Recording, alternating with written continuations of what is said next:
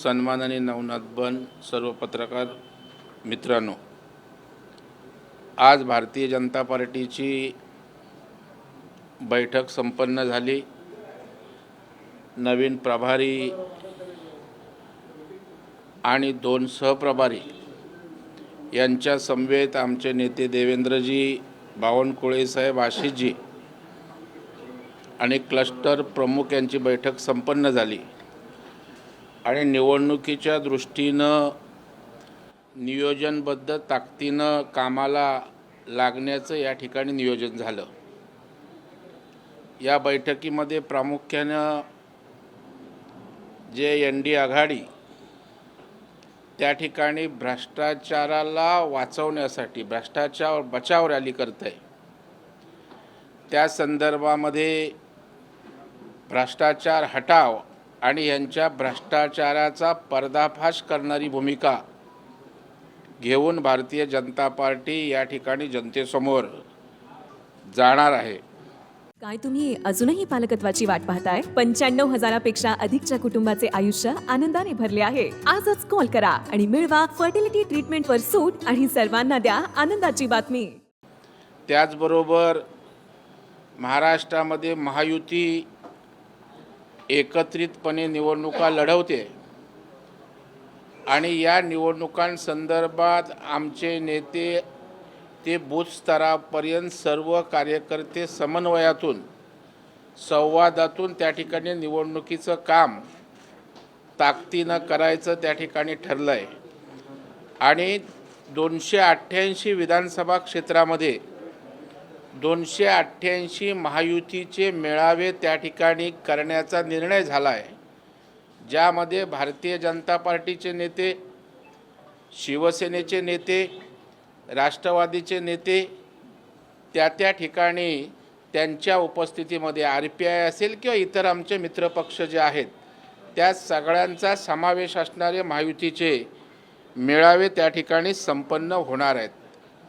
त्याचबरोबर ही निवडणूक देशाची आहे, मोदी साहेबांनी केलेल्या कामाची, केंद्र सरकारच्या कामाची ही निवडणूक त्या ठिकाणची आहे।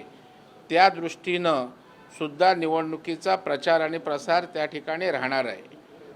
6 एप्रिल आमचा स्थापना दिन आहे, 14 एप्रिलला जयंती त्या ठिकाणी आंबेडकर जयंती आहे, रामनवमी येते। अशा प्रकारचे जे वेगवेगळे एकमेव कामगार दिन आहे, हे जे वेगवेगळे या ठिकाणचे महत्त्वाचे दिवस आहेत, त्या दिवशीसुद्धा मोठमोठे कार्यक्रम त्या ठिकाणी घेऊन राज्यभर तशा प्रकारचे कार्यक्रम राबवण्याचा निर्णयही या ठिकाणी झालेला आहे।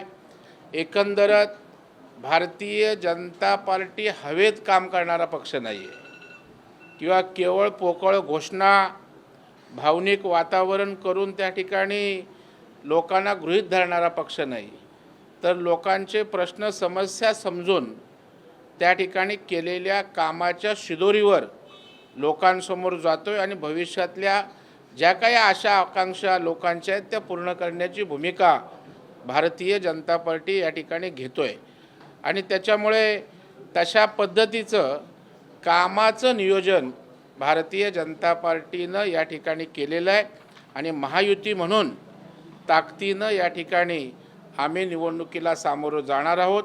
बूथ स्तरापर्यंत, केंद्र स्तरावरच नव्हे तर केंद्र स्तरापासून राज्य स्तरापासून अगदी बूथ स्तरावर ही निवडणूक ताकदीनं लढण्याचं नियोजन झालं। तशा प्रकारच्या वरिष्ठांनी आम्हाला मार्गदर्शक सूचना दिल्या आणि एखाद्या शिपाईप्रमाणे, एखाद्या सोल्जरप्रमाणे त्या ठिकाणी भारतीय जनता पार्टीचा कार्यकर्ता काम करेल आणि महायुती अत्यंत घट्टपणे एकत्रितपणे या निवडणुकीला सामोरं जाणार आहे। तशा प्रकारच्या वरिष्ठांच्या सूचनाही या ठिकाणी आज दिल्या गेल्या। काय प्रश्न सर? हिंदी प्रश्न मराठी दिनेश शर्मा बोलतो। जवळपास आता महाविकास आघाडीमधून वंचित जी पहिल्या यादीमधूनच बाहेर पडली होती अशी शक्यता वर्तवली जात होती, आता सर्वच दारे बंद झाल्याचं दिसतंय, काय प्रतिक्रिया?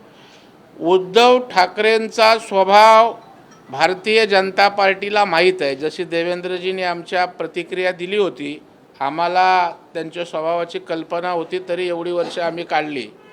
परंतु आता त्या ठिकाणी वंचितलाही उद्धवजी ठाकरे साहेबांनी या सर्व आघाडीवाल्यांचा स्वभाव कळला आहे, त्याच्यामुळे ते सेपरेट झालेले आहेत आणि त्याच्यामुळे आता त्यांनी तशा प्रकारचं चित्र दिसतच होतं. आता वंचितनं स्वतंत्रपणे उमेदवार त्या ठिकाणी निवडणुकीत उभे केलेले आहेत, त्यामुळं अत्यंत स्पष्ट महाविकास आघाडीत ते नसणारे स्पष्ट झालेलं आहे.